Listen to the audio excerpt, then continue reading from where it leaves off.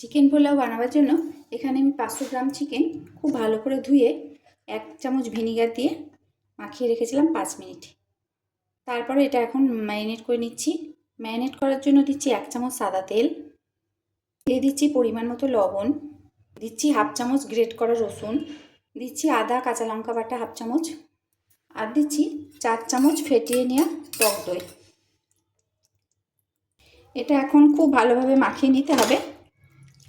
মাখিয়ে নেওয়ার পর এটা 15 মিনিট রেস্টে রাখতে হবে। এখন একটা পাত্রে নিয়ে নিচ্ছি 1 গ্লাস চাল, ওজনে 300 গ্রাম। এই চালটা অবশ্যই মাপ করে নিতে হবে। চালটা খুব ভালো করে ধুয়ে নিয়ে ভিজতে দিতে হবে 10 মিনিটের জন্য। যতক্ষণ না চালের এই জলটা পরিষ্কার হয় ততক্ষণ চালটা ধুতে হবে। মোটামুটি 3-4 বার ধুতে হবে। আর চালটা যাতে খুব হালকা হাতে এইভাবে ধুতে হবে যাতে চালটা ভেঙে না যায়। চালটা খুব ভালো করে ধুয়ে নিলাম। জলটা দেখুন বন্ধুরা কেমন পরিষ্কার হয়ে গেছে। এখন এটা 10 মিনিটের জন্য চালটা ভিজতে দেবো। আর এখানে আমি দেরাদুন রাইস নিয়েছি। এখন একটা কড়াই গরম করে কড়াই নিচ্ছি সাদা তেল, 50 ml মতো দিলাম সাদা তেল। তেলটা গরম করার পর একটা পেঁয়াজের বেরেস্তা ভেজে নিচ্ছি। পেঁয়াজটা খুবই পাতলা করে কেটেছি। পেঁয়াজটা বেশ মুচমুচে করে ভাজা হলে বেরেস্তাটা তৈরি হয়ে যাবে। আর পেঁয়াজটা ভাজতে ভাজতেই কিছু গোটা গরম মশলা থেতো করে নিয়েছি। দিচ্ছি 2টো দারচিনি, 4টে ছোটো এলাচ, একটা বড় এলাচ, একটা জয়িত্রী আর 4-5টা লবঙ্গ। এটা থেতো করে নেব পেঁয়াজ ভাজতে ভাজতে।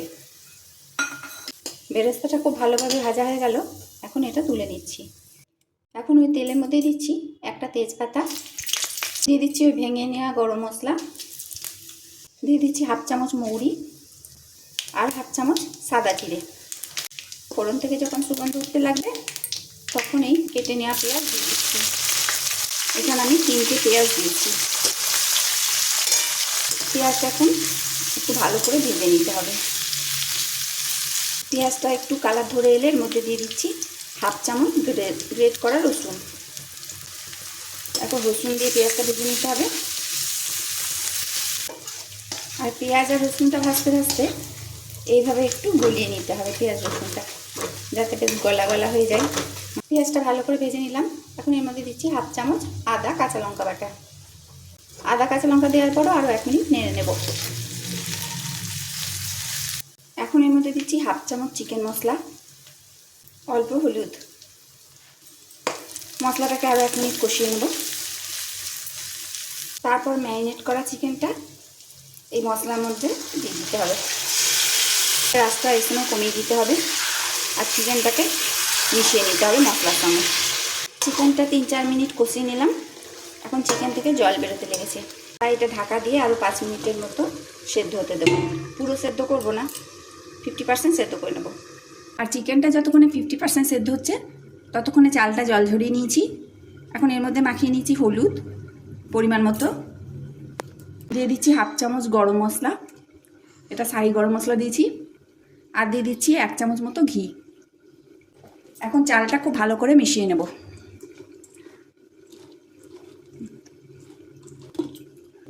আর এই ঘি মাখানো কাজটা আমি মাংসের কড়াইয়ের ওপর করে নিচ্ছি, তাতে চালটা অনেকটা শুকিয়ে যাবে। এতে পোলাওটা বেশ ঝরঝরে হবে। আলাদা করে ভাজছি না, তার জন্য এইভাবে করে নিলাম।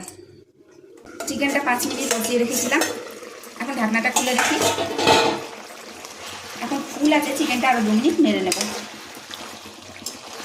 চিকেনটা আরও 2 মিনিট নেড়ে নিলাম। এখন যে চালটা মাখিয়েছি সেই চালটা এর মধ্যে দিয়ে দিচ্ছি। চালটা দেওয়ার পর চিকেনের সাথে চালটা খুব ভালোভাবে মিশিয়ে নিতে হবে।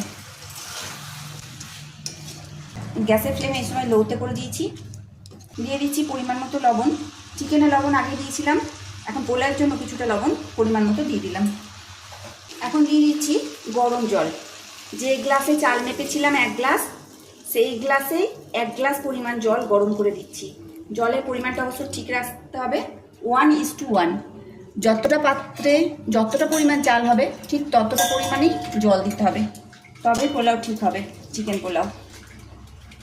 আপনারা অবশ্যই পরিমাণ মতো দেবেন, তাহলেই দেখবেন খেতে ভালো লাগবে। এটা এখন ফুটতে শুরু করেছে। ঢাকা দিয়ে 5 মিনিটের জন্য ফুটিয়ে নিচ্ছি। 5 মিনিটের বেশি রাখলে হবে না। পুরো 5 মিনিট পর ফিরে এলাম। এখন এটা খুলে দেখি। চালগুলো অনেকটাই সেদ্ধ হয়ে গেছে, কিন্তু এখনও এটা হবে। কিন্তু এই কড়াইয়ে আর করবো না, এটা এখন দমে বসাবো। আর জলের পরিমাণটা দেখুন, পোলায় সাধারণত ডবল জল দেওয়া হয়, কিন্তু যেহেতু এখানে চিকেনের মধ্যে জল ছিল, তাই জলের পরিমাণটা অবশ্যই মাথায় রাখতে হবে।